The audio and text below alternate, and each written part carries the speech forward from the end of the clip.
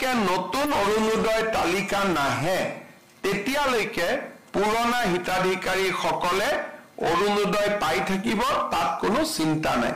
অৰুণোদয় হিতাধিকাৰী তালিকাৰ নিৰ্মাণৰ প্ৰথম পৰ্যায়ৰ কাম হৈ যোৱাৰ পিছত এইবাৰ আমি নগৰ অঞ্চলসমূহত অৰুণোদয় হিতাধিকাৰী নিৰ্বাচনৰ কাম আমি হাতত লৈছোঁ।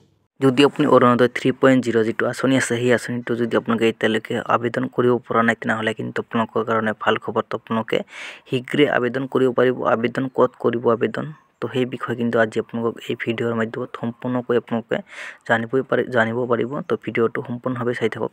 তো আমাৰ ডক্টৰ হিমন্ত বিশ্ব শৰ্মা ছাৰে নিজ মুখেৰে ঘোষণা কৰিছে যে কোনসকল মানুহে এই অৰুণোদয় 3.0 যিটো আঁচনি আছে সেই আঁচনিটো লাভ কৰিব।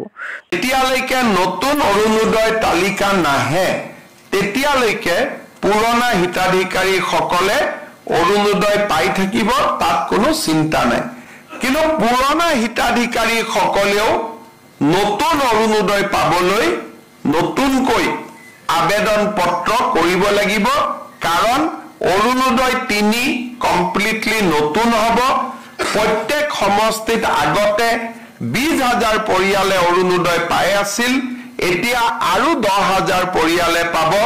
ৰাজ্যখনত 12,60,000 নতুন অৰুণোদয় হিতাধিকাৰী জড়িত হ'ব। অৰুণোদয় কোনে কোনে পাব লাগে। তো আপোনালোকে কিন্তু সকলো মানুহে কিন্তু ভিডিঅ'টো চাইছে, সবে কিন্তু শুনা পাইছে যে ডক্টৰ হিমন্ত বিশ্ব শৰ্মা ছাৰে নিজ মুখেৰে কি ঘোষণা কৰিছে। তো কোনসকল মানুহে এই অৰুণোদয় 3.0 আঁচনিটো লাভ কৰিব, যিসকল মানুহৰ ৰেচন কাৰ্ড আছে, আধাৰ কাৰ্ড আছে, সেইসকল মানুহেহে এই অৰুণোদয় 3.0 যিটো আঁচনি আছে সেই আঁচনিটো লাভ কৰিব।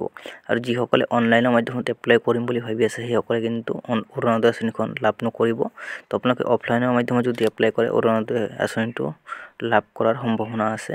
তো আপোনালোকে অফলাইনৰ মাধ্যমত এপ্লাই কৰক। এপ্লাই কৰিলে আপোনালোকে যদি গাঁও সভাত নাম অন্তৰ্ভুক্ত কৰি থাকে তেনেহ'লে কিন্তু আপোনালোকে 100% অৰুণোদয় আঁচনিখন লাভ কৰিব। আৰু যিসকল মানুহে ভাবি আছে যে অৰুণোদয় আঁচনি যিটো নতুন লিষ্ট চেক কৰিম বুলি ভাবি আছে সেইসকলৰ কাৰণে ডাঙৰ এটা আপডেট। তো নতুন লিষ্ট এতিয়ালৈকে মানে অনলাইনৰ মাধ্যমত এপ্লাই যিসকলে কৰিম বুলি ভাবি আছে বা চেক কৰিম বুলি ভাবি আছে, তো আপোনালোকে কিন্তু আবেদন প্ৰক্ৰিয়া এতিয়ালৈকে শেষে হোৱা নাই। আপোনালোকে এই অৰুণোদয় 3.0 আঁচনিটো চেক কৰিম বুলি ভাবি আছে, তো আপোনালোকে ভিডিঅ'টো সম্পূৰ্ণকৈ আপোনালোকে চাইছে আৰু মানে শুনা পাইছে ডক্টৰ হিমন্ত বিশ্ব শৰ্মা কি কৈছে। তো এতিয়ালৈকে কিন্তু আবেদন প্ৰক্ৰিয়া আৰম্ভ হৈ আছে। আপোনালোকে শীঘ্ৰে আবেদন কৰক। আবেদন কৰিলে লাভ কৰিব অসম চৰকাৰৰ তৰফৰ পৰা যি 1200 টকা কৰি দি আছে, 1250 টকা কৰি, সেই টকাটো আপোনালোকে সকলোৱে লাভ কৰিব। যিসকলে আবেদন কৰিব সেইসকল মানুহে এই টকাটো লাভ কৰিব। যদি আপোনালোকৰ ভিডিঅ'টো ভাল লাগে চেনেলটো ছাবস্ক্ৰাইব কৰি ৰাখিব, এনেকুৱা ধৰণৰ নতুন ভিডিঅ'বোৰ পাই থাকিব।